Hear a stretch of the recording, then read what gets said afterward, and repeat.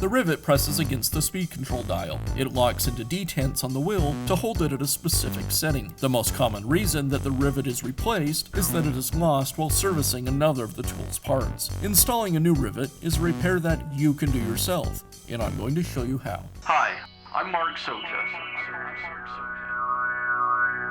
Do-it-yourself repairs like these are easier than you might think. From lawn machines to cordless drills, kitchen mixers, Outdoor grills. our how-to videos walk you through each repair from start to finish. So doing it yourself means never having to do it alone. Let's get started. I'll begin by removing half of the rear handle housing.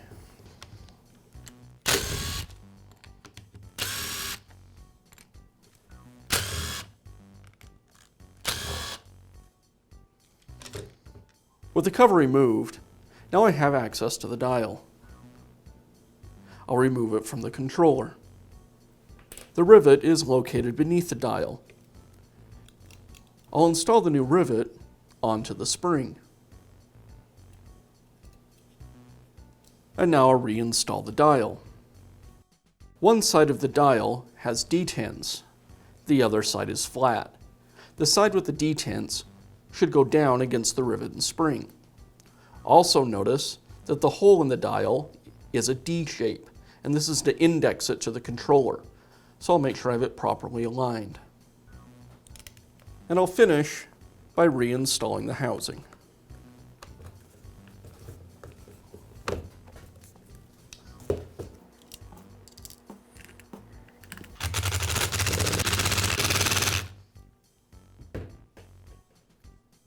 And that's all it takes to install a new rivet in your polisher. Be sure to check back often for new videos and expert advice. If you found this video helpful, give us a thumbs up And leave a comment.